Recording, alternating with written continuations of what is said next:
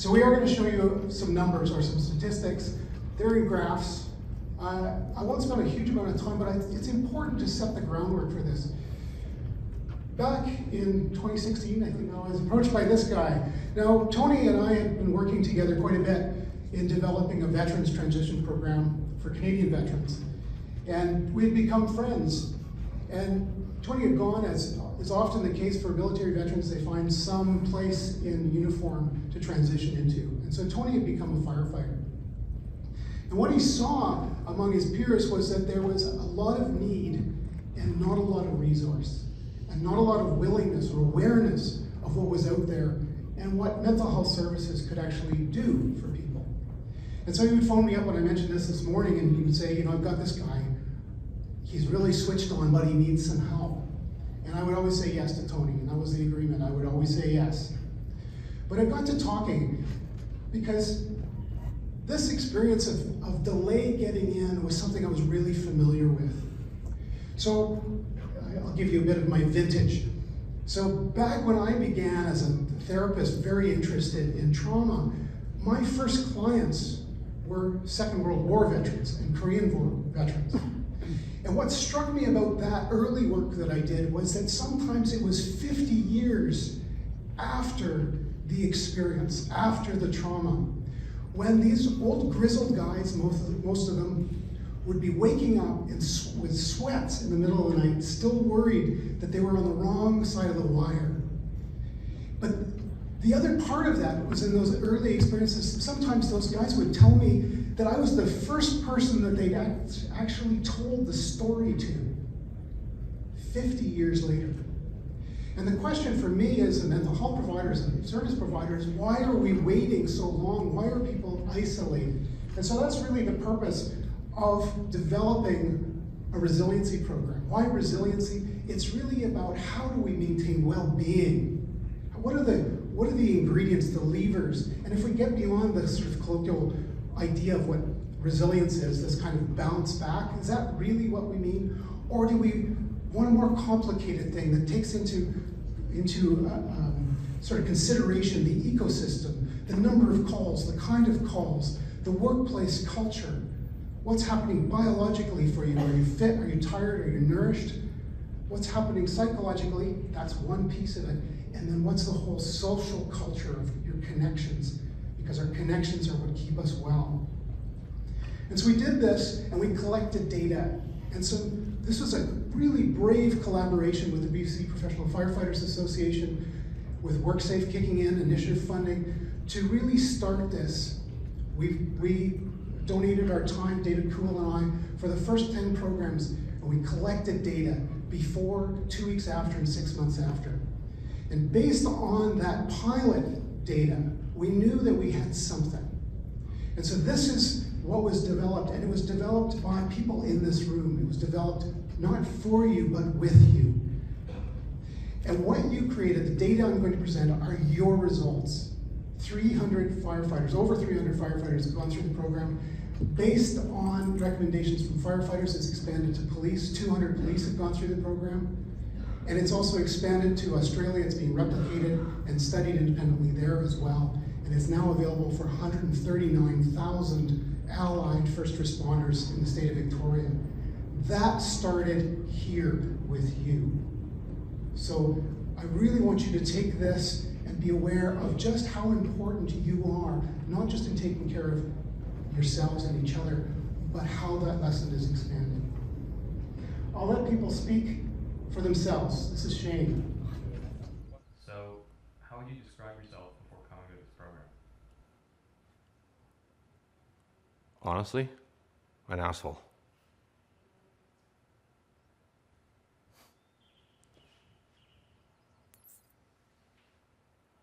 I didn't like it.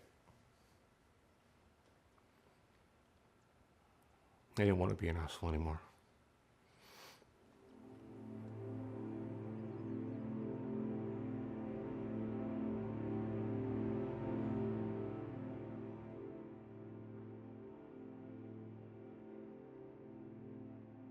We're helpers.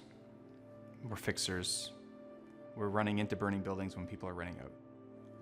This job takes a toll on you. It may be 5 years, it may be 10 years, it might be 5 months. You don't know. And that's something I would have never talked about before coming here. I mean, but now I talk seriously about the effects that this job can have and how we need to look out for each other. We get this constantly. It's like, you signed up for this job. I didn't sign up for the amount of shit we see. The expectations were not laid out like that. It was like, you're gonna have fun, you're gonna work a team, you're gonna put out fires. Fires are cool. You have to be stoic when you walk into a fire. But what we've learned is that it's hard to leave the stoicism behind. As a civilian society, it's like we've outsourced contact with a lot of trauma to a group of individuals who are in uniform. And then, having done that, we become oblivious as to the danger of the world that's just on the other side of that line.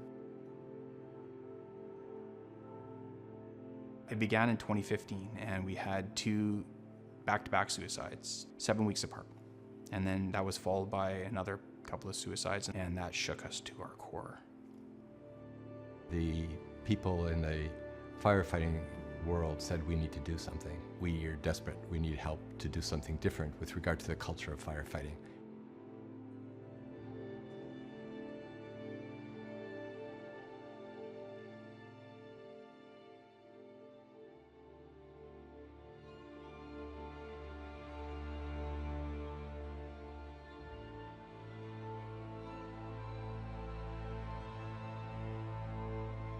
I think part of the magic is that this program belongs to first responders.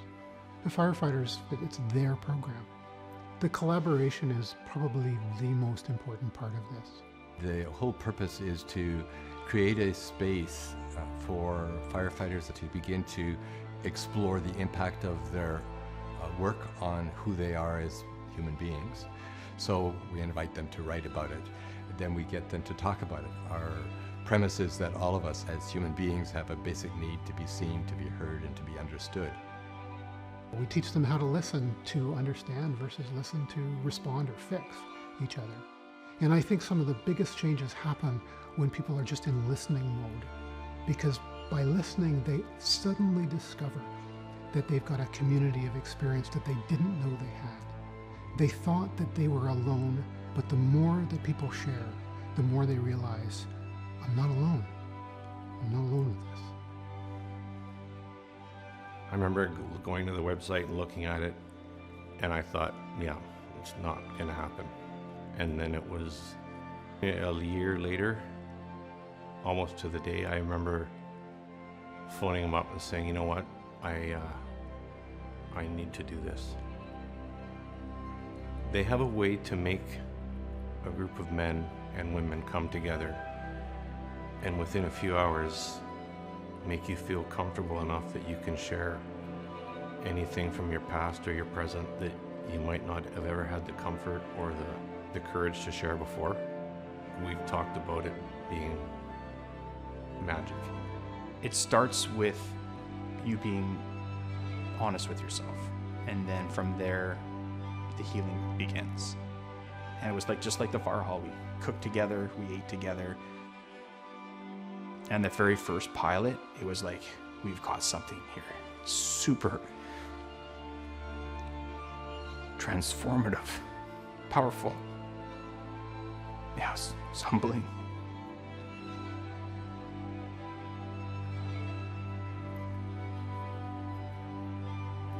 We don't talk very often about vulnerability as a key aspect of leadership. It's okay to talk about men's health. It's okay to talk about your mental health. It's normalizing that conversation. As firefighters, we never do anything alone. And when you're here, you don't feel like you're alone. When you're driving up that road, you feel alone. And when you're walking up the stairs, and you feel alone. You see other people around and you still feel alone. But by the end of the first day, you don't feel alone. You feel like you have someone who's gonna sit with you, listen to you, not judge you, not criticize, and like we say, have your back.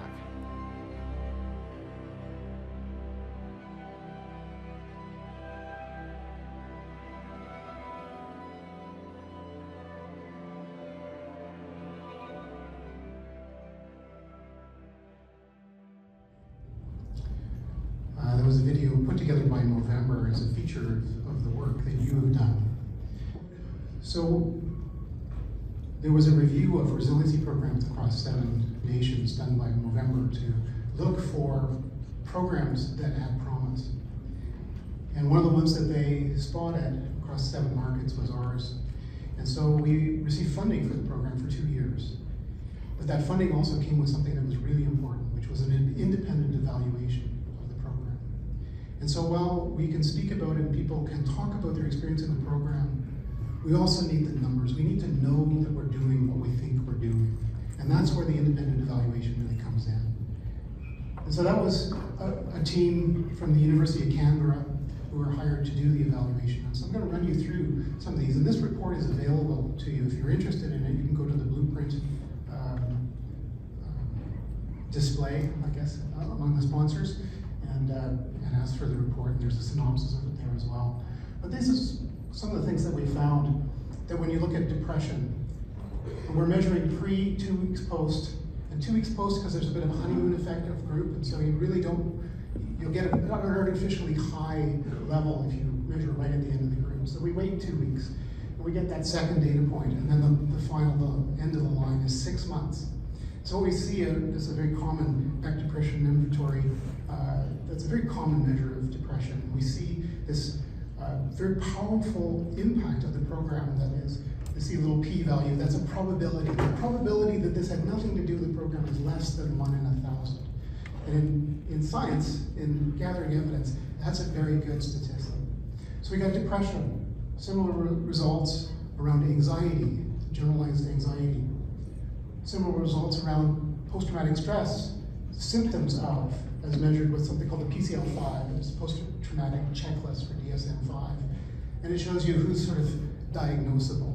And what we're seeing is this, again, this drop. I think that the stats were about 52% coming in, and again, it's an upstream program, but 52% coming in through the door who met criteria, dropping to 26% 2 weeks later and 18% out at 6 months.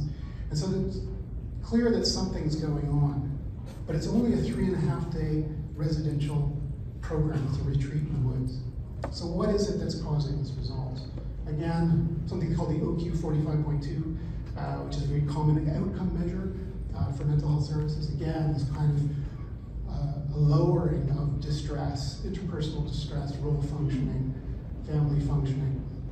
All of these things, we're seeing in 2 weeks, but then sustained at 6 months. What's happening? And part of what's happening is that a community is being formed, that people are discovering a community of experience and coming together. They're creating excellence in a recovery environment. And it's the relationship that keeps people well. Quality of life going up, emotional support or perceived emotional support, of course, going up after attending the program. Oh, and they also did a social return on investment. So this is a quantitative measure. It's based on values, social, environmental, and economic outcomes based on health-related quality of life and quality-adjusted years of life. It's a very complex formula that they worked out. So they said it's a 448% return on investment. So I'd love to put my RSPs in here. For every $1 that Movember invested, the social return on investment was $5.48. It's pretty good. This is what we need in terms of understanding upstream. Now we're between election cycles, we're end of Movember funding. We don't have funding going forward. We've got the burn fund is kicking in, various departments. This is a program that is intensive. It's $5,000 per head to attend. And so there's a limit on how much we can scale. It's got a place and we can do amazing work here, but we can't stop here because we've also, and Matt Johnston really spearheaded this, I'll hand off the microphone, to try and take some of the teaching. You can't scale the relationship experience, but you can scale the teaching, and that's what Matt's going to talk about from here. Thank you, Duncan. Before I begin, I would like to lead a round of applause for Duncan's work. This is groundbreaking.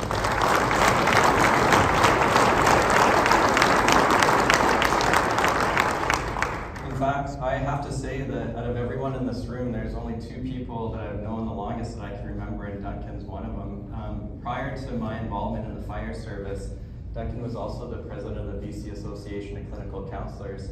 And so that kind of leads into the tale of my 2 careers. So this was my previous life prior to the fire service. I graduated with a master's in 2006 and had a successful private practice. But I definitely missed the teamwork aspect of the job. And so in 2012, I got hired in a very busy Lower Mainland department, a community that I grew up in. And 4,300 calls later, here I am. Proud to be before you. Now, before I started with my fire department, I did go on another ride-along. And that's when I first started to realize the culture that I was coming into was not conducive for mental health and wellness. And that's because a chief came up to me and gave me some advice before my ride-along. He said, you have 2 eyes, 2 ears, 1 mouth. Show of hands, who has heard that saying before? Right? So in that moment, I thought, okay, I kind of get the paramilitary game here, you know, but it's kind of like an early childhood experience. That kind of saying doesn't really leave you throughout your career. And it really resonated with me. And so over my time in the years that followed in mental health, I started to realize that if this is the feeling that you have early on in your fire service career, chances are this is potentially going to impact you for the rest of your career. This whole idea of be seen and not heard, and essentially how this is internalized is another common saying we have in the fire service, which is staying off the radar. And many people in the fire service want to stay in this career without being talked about behind their back. In fact, I think all of us would want that to be the goal. But the problem that almost all of you share in this room, whether you know it or not, is that you're privilege of center. You're either an elected union executive or you're near the top of the hierarchy within the fire service. Now, you may not feel like you're in the center, because I've talked to presidents of locals and I've talked to fire chiefs who say, I feel like no one likes me and I feel incredibly lonely. But to the outward facing aspects of our organizations, you're all in the privilege of center, which means that maybe you don't know what it's like to feel marginalized. And so this is really what I'm going to be talking about throughout this presentation, is that the true reality is that organizational stressors are exceeding traumatic exposures as a primary cause of psychological stress injuries among our most vulnerable members, okay? Now, in the wonderful presentation before us, it was about the workplace environment. And I know Dr. Shields, and I feel like I steal his work all the time because I have to watch him so often editing all these videos. But he talks about the post-traumatic recovery environment as the strongest predictor of whether you acquire post-traumatic stress injuries or not. So we have to remember that what we do within this very social atmosphere at work translates into employee health. So while Duncan was doing all this great work in the Resiliency program, here's what was happening to psychological injury rates in our province. Okay, we had 5 in 2015 and over 100 by 2022. Now, sometimes fire does such a great job with advocacy that this is a tremendous result of actually something really positive, which is that in 2018, the BCPFFA, under President Ditchburn's leadership, successfully lobbied mental health psychological injuries as presumptive legislation within our profession. That is a primary reason, I believe, why we saw a spike in rates, because it gave people better permission to take a need and get help. And of course, what we saw through the COVID pandemic era is a tightening of mandates as the duration and intensity of this pandemic of loneliness essentially came on, that was probably another major contributing factor to these increasing rates. Now, what drives me as a mental health clinician is no matter what your psychological injury is, I believe that if you are breathing, you can be restored much like this Japanese pottery, which is this idea that clay is not very expensive, and when it breaks, it might be disheartening because you have this connection to it. But this ancient Japanese tradition of repairing clay pottery with a valuable metal such as gold restores it to a different type of beauty. And that's kind of a great metaphor for how I would love every one of you leaders in your organizations to view mental health injuries when someone is struggling and vulnerable and when they return to work. So what we've realized is that we can't just continue on this trend of filing psychological injury claims and thinking there's a magic wand out there. I get calls daily about what we need to do to curb mental health challenges. And I think one of the main things that we have to do is look inward within our workplace cultures and find ways to bring people into the center that might feel marginalized for whatever reason. It may not even be about work. And so that's kind of what we talk about when we're talking about shelter in place with mental health initiatives. And so during this time, I know it's really confusing as decision makers. You get sold all these mental health programs all the time. I'm a firm believer in resilient minds. I think that what Steve Fraser did was an amazing accomplishment in the mid-2010s. It got the conversation going in our fire halls around BC and now across Canada. But one of the challenges we find with resiliency training and virtually every other mental health initiative is that there's a lack of empirical evidence of support to say that what they claim to do will actually work. So if you implement a resiliency training initiative within a workplace that has an adversarial labor management relationship, what do you think is going to happen when someone reviews these resiliency curriculum? And in some ways reinforces this idea that you should just tolerate what's going around you.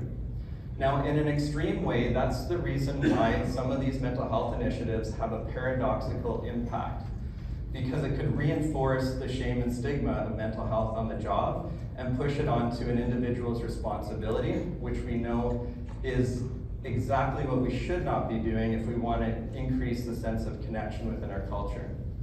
And so many mental health initiatives across Canada, they are developed in silos without collaboration.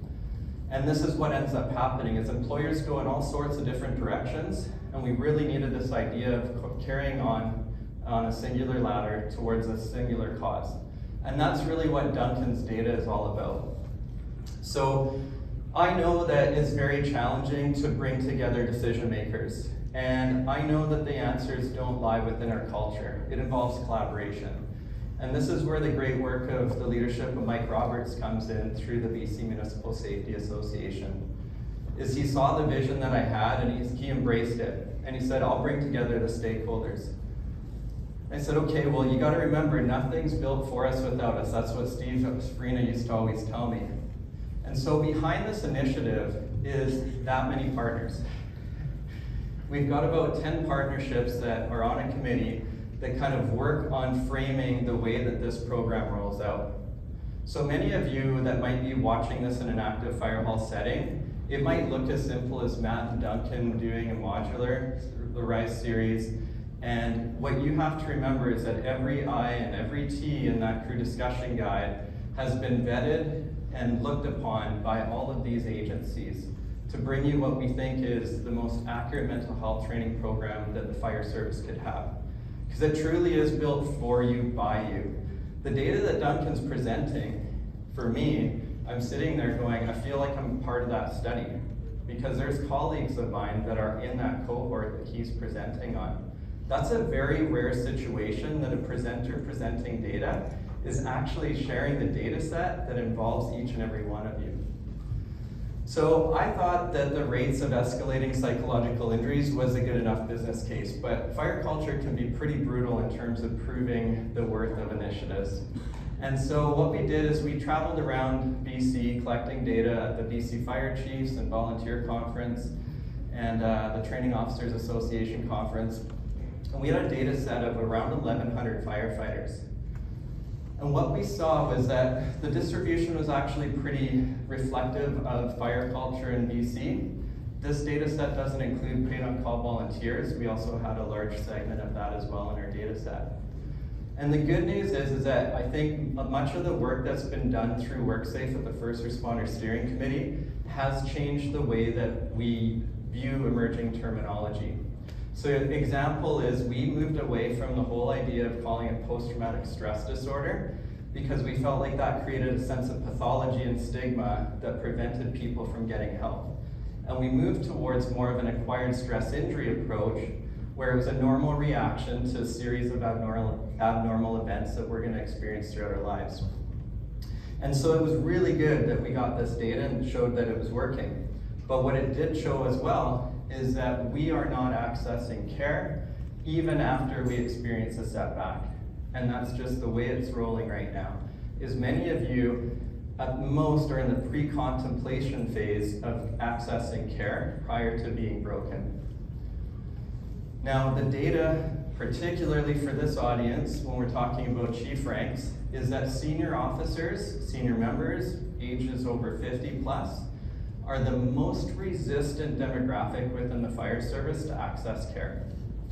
And this is where we feel the least resilient in our career as well. And there's a real science behind that. What I find very interesting about the chief ranks in this data set is the vast majority have identified as peer support or CISM leads, but they're actually the most resistant demographic to reach out for care in times of need. So in our culture, we're often reinforcing working in the orange and red by saying these are our ideal employees. And we've done this on a culture level across Canada as well. And so what we need to do is kind of reflect back and reconsider how we view our wellness. Because if we don't spot the early warning signs, which we're pretty good at just pushing forward on average in this group, what's going to happen is we won't notice that we break until we're absolutely broken, and you become one of those work safe statistics. The other thing to consider is that the junior members are seeing mental health as their sole responsibility. Despite this being heralded as an incredible team-based environment, what the junior members are saying is that resiliency and taking care of themselves is their responsibility and their responsibility alone. So one of the recommendations I strongly suggest to every department is make sure your new members are familiar with all of your mental health resources. So the other question is how open is the fire service to receiving this education? And overwhelmingly, we scored in the 90s in terms of what percentage of firefighters wanted mental health training, how it would destigmatize reaching out, and give people the permission to take a knee. And so we were quite encouraged by this trend prior to launching the program. So in the spring of last year, we formally launched the BC Firefighter Occupational Awareness Training Program. And my goal was to take some of the magic of Duncan Shields' work and put it into a scalable platform. One of the challenges we have with mental health training initiatives is what's called a lack of program fidelity. In other words, the way it's implemented in Vancouver or Surrey or Burnaby could be very different depending on the logistics of that train-the-trainer model. So at least with online learning, everyone's getting the same message from here to Burns Lake. And so prior to launch, what we did is we had a cross-section of firefighters from Saanich, from Vancouver, Burnaby, and Coquitlam, and we even had members that were on a psychological injury claim review the content. And what we found was it was very encouraging that 98% of our respondents reported this program provides crews the knowledge to look after themselves better. And for me, I'd say the hallmark of this program is to learn how to detect early warning signs of psychological discord so that we can take a knee prior to going to WorkSafe claims. Now, as a mental health clinician prior to being in firefighting, I can tell you that a lot of confusion still exists on what we should be doing. I'll often get a report from someone that says, Matt, I've got this member, he's suicidal, do you know someone? And that's not the role of a mental health clinician. A mental health clinician in private practice is there to work with an individual that's been stabilized. Luckily, we have Dr. Cara Peretti in the crowd, who's an addiction psychiatrist. That's the stream that we need to go with people that might be in the role of taking their own life. When we think about the mental health landscape in BC, we have to realize that it's largely the wild, wild west. Looking for a therapist is like looking for a new car. There's different makes and models. And so if you're going to recommend any clinician in your roles, please vet them before you recommend them. Because if you're going by a website, it's next to impossible to know if they're gonna have the connection that you think is gonna be a good match for that colleague of yours. So the program objectives are to detect early warning signs of discord and mobilize these individuals to get access to care. Now what we did is we created a database where every clinician that the BCPFFA trained is on a platform that's like this VRBO style interface where members can click on and read their profiles. Every one of those clinicians have a 5-page agreement to do business on our terms. In other words, they're gonna streamline access to care for our members. They've done at least 2 to 4 days of training with the BCPFFA. And if they're busy and they have a full caseload, which is very common, that they refer on. So these are all the common challenges that we've traditionally faced in the fire service that we feel like we're making a mark on moving forward. So the program highlights is, when we launched this, thanks to the great work of Mike Roberts leading the way, we were able to get close to 6,000 enrollments in the first 8 weeks. We're now over 10,000 enrollments. We estimate there's about 14,000 firefighters in BC, but full-time professional fire departments are quite easy to distribute this to. So it's the small towns and the villages where we've got volunteers that we're still trickling in enrollments. There's gonna be a total of 36 modules. We're in year 2, we just started year 2 of launch. And what we're moving towards is more of the practical skills of self-regulation development. And so what you'll see in year 2, if you're following it, is you're gonna see 3 different breathing techniques led by Duncan that is designed for you to do on duty, in station with your crew. These are very big changes to our culture, but in I would say, a very controlled way. Each length of the module is no longer than a TED Talk. So it's not like this is an onerous kind of quiz-based atmosphere. It's something that is designed to increase crew cohesivity.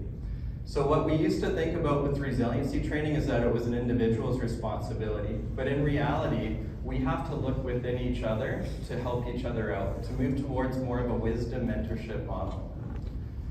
And so this is a preview of year 3, just still frames here. But these are people that I'm proud of. You know, we've got the POCO fire chief there, Blake Clarkson, with the head of labor, Brandon Dugan, Christine Ollinger, the dispatcher from Prince George, and Mike McNamara. That's not just the only interviews we've had, but there's a sample of what we're moving towards in year 3, which is talking about the lived experience. Just a friendly reminder that it comes with a crew discussion guide that people are supposed to follow, and it also reinforces all the resources available to us on a provincial level.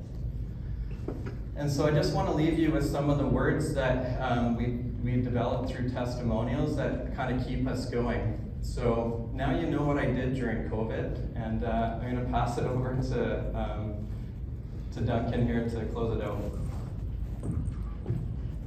Thanks, Matt. And literally, my contribution to this occupational awareness training is sitting down on video and being interviewed for about, I think over 2 days, about 16 hours. And then Matt and his team took those and spliced those into the modules that you see. And so really the work that Matt has done, Matt and Cass and his team have done, has been really quite extraordinary. It couldn't have happened without them. So thank you for that.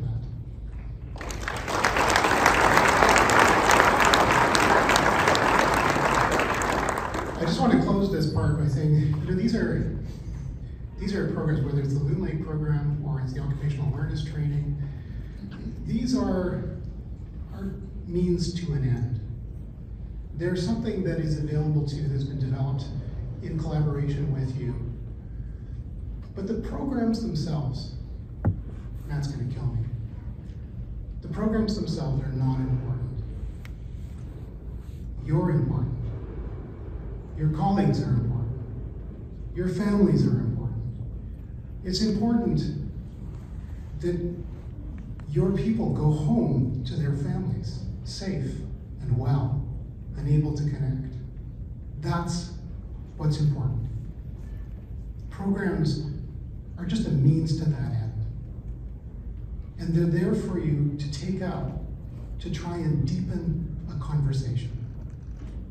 And it's the deepening of the conversation so that you have both the capacity to be tough enough to do the work, tough enough to do tough work, but also you can soften to be the support for each other that you need. The lesson from around PTSD, around collective efficacy in terms of recovery environments for communities, is it's the communities, it's the crews, it's the elite military squads who have a spirit of collaborative care. It's the ones not who are trying to protect their ego, they're trying to support each other. Those are the ones that thrive. Their performance is better, their accidents are fewer, they have better lives because they take care of each other. So thank you for what you do, thank you for who you are. Take care of yourselves and take care of